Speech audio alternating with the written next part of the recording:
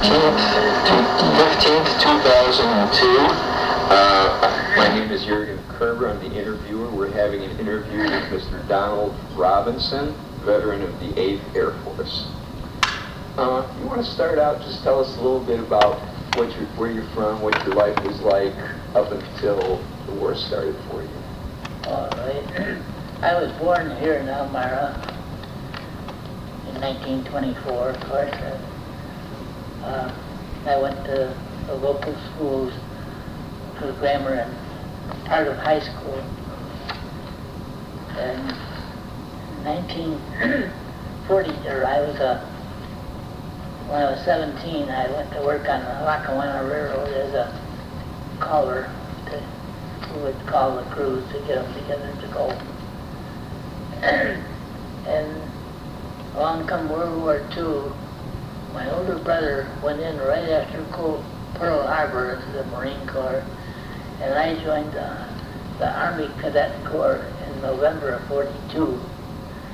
I was sent to Atlantic City for basic training, where we lived in hotels and marched on the boardwalk. From there I went to Burlington, Vermont for 3 months of college to kind of sharpen our math. Then I went to Nashville, Tennessee for classification. And from there I went to Santa Ana, California for more classification. And I was classified as a Bombardier. I couldn't be a pilot because I had color deficiencies. And from there we went to aerial gunnery school in Kingman, Arizona, which I kind of hated. And after aerial training, aerial gunnery training, which was okay, it was the Christmas of '43, I guess. Or 42 it would be, but we had one good pilot, this B-17, and he took us through the Grand Canyon. I mean, we were down below the lip line. Real interesting. From there we went to advanced bombardier training at Albuquerque, New Mexico. And after I graduated from there, I was sent to Lincoln, Nebraska for crew routing, or crew, where the crews got together. And I met up with the other 9 guys that I basically flew with. And we were there just a few days and flew to Grenier Field in New Hampshire, or Manchester, New Hampshire. We were there a day or two and went to Goose Bay, Labrador, which was our takeoff point for England. We took off in a late night in a heavy rainstorm, and we had trouble getting out of it.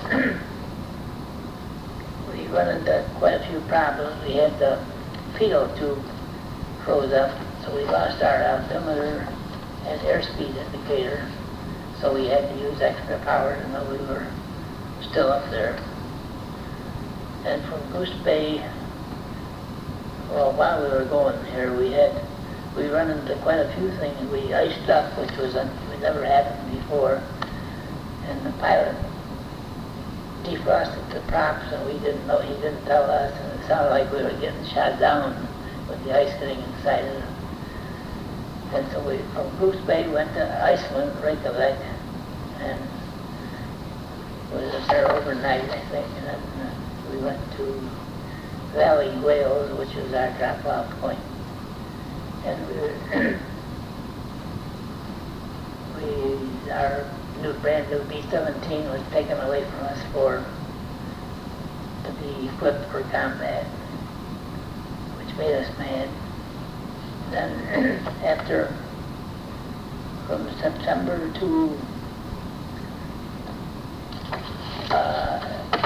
April, about the middle of April, I flew 35 missions. And get them, and you're completed and can come home, actually.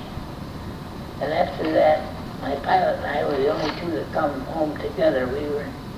We left Southampton on a Liberty ship, SS Seoul, which wasn't anything like the Queen Mary. But we come across the North Sea, which was very rough. The prow would come out of the water, and when that went down, the screws on the stern would come out. And I was sent home for 30 days and back to Atlantic City for reclassification. They decided they didn't need any more Bombardiers, so I was discharged there. We had 2 nice luxury weeks at one of the Atlantic hotels, and then I went home. Okay, let's go back to, you arrived in England. I understand you were stationed at Netherstead. Yeah. And you were in the 390th Bomber Group. Which squadron? 398th, the 600th Squadron. 600th Squadron. If you could describe, is there any mission that stands out in your mind? Well, probably our first one. We went to Leipzig, and that was our first mission. We didn't know what was going to happen. And actually, we saw a flag, and we rushed to that side of the plane to see it, but it didn't come close to us, so it was kind of a milk run, really. And probably the worst mission we had was Nuremberg, the synthetic oil plants there, and we lost several B-17s there, and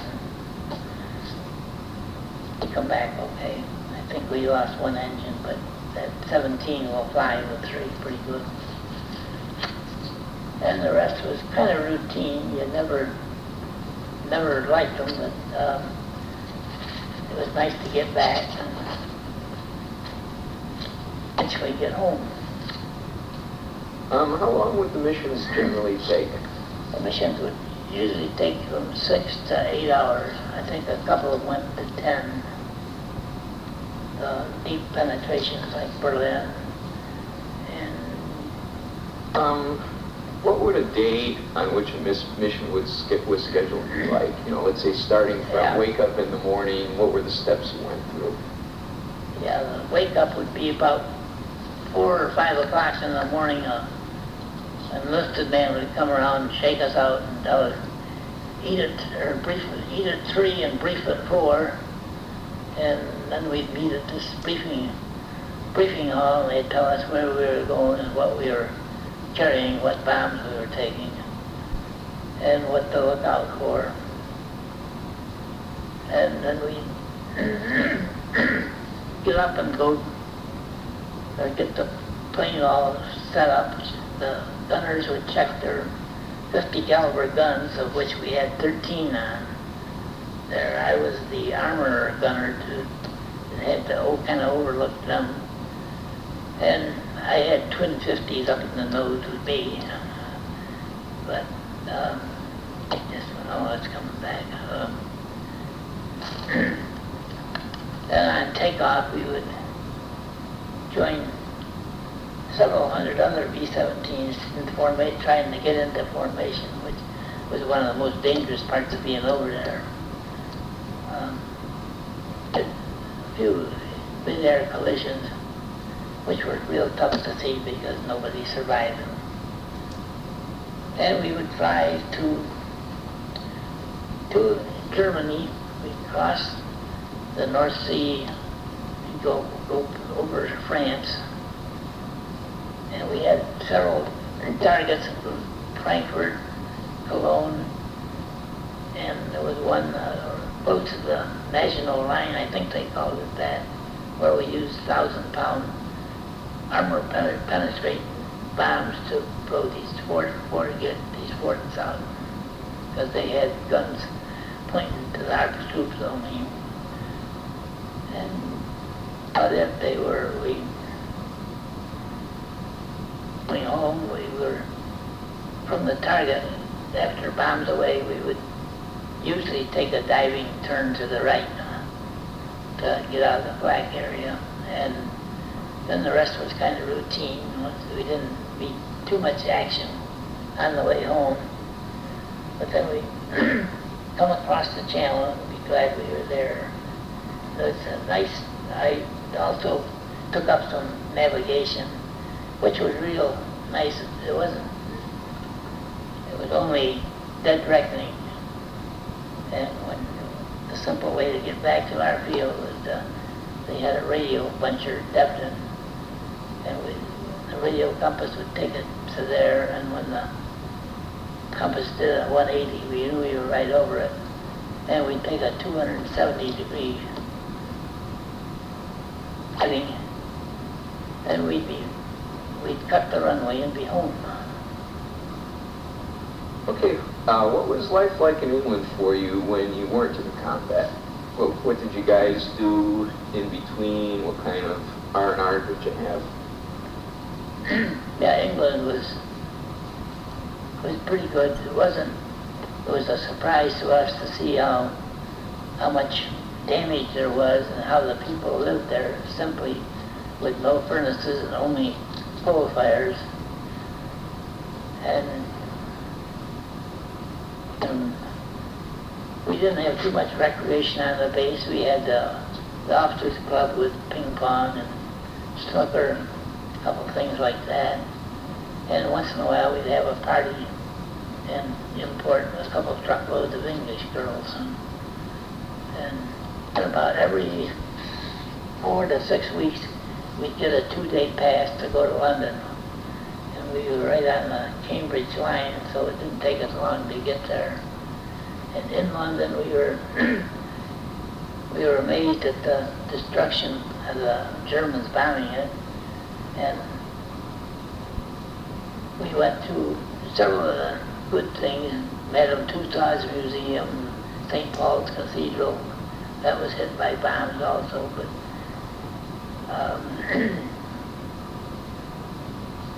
the most outstanding thing was after seeing this destruction, we went down, we would travel on the English subway, which was about 2 escalators down, and after 5 o'clock the stations would fill up with people that had been bombed out, and they'd stay there all night with their little blankets.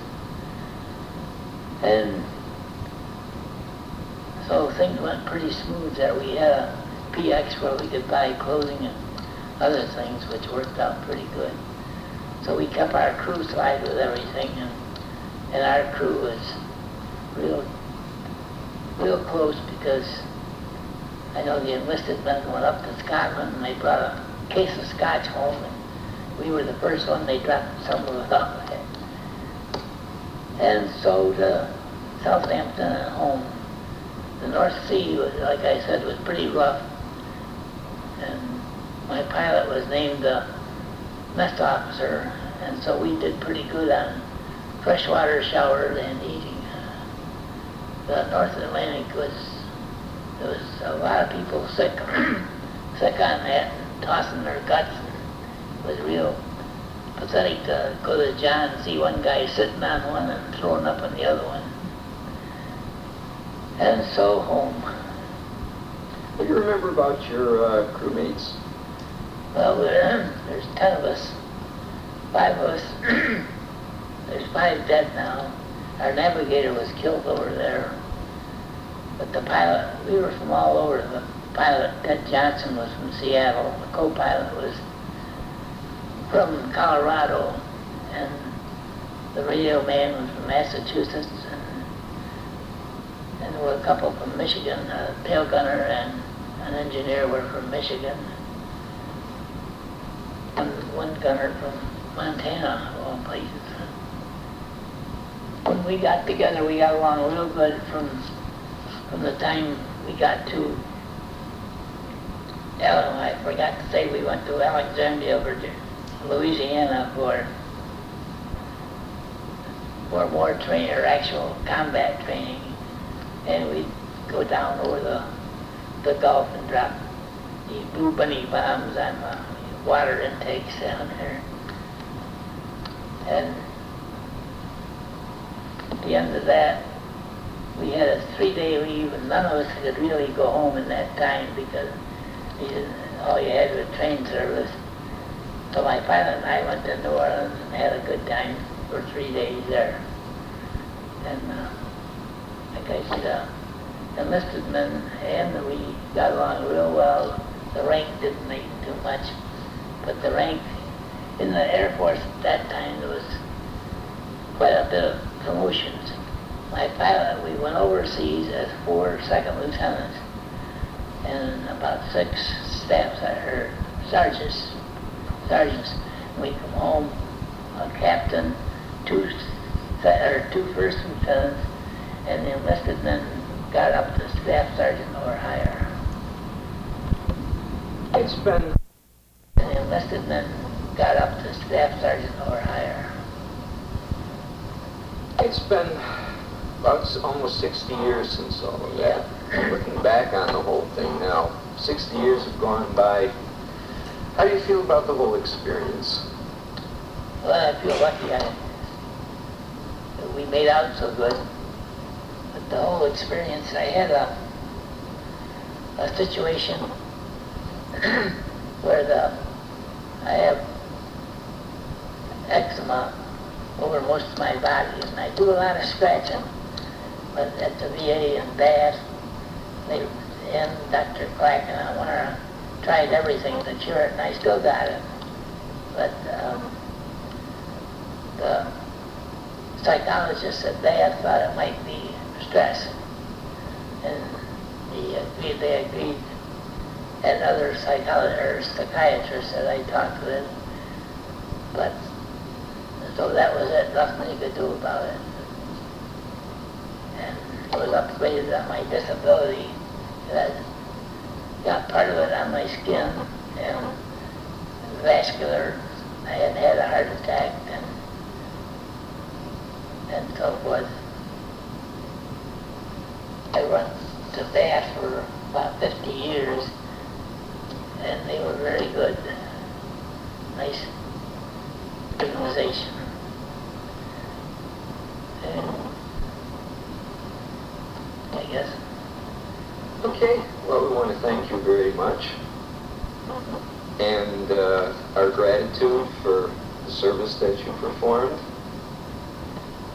Yeah, my granddaughter in Indianapolis thought this was going to be a big deal. I was very proud of it. Yes.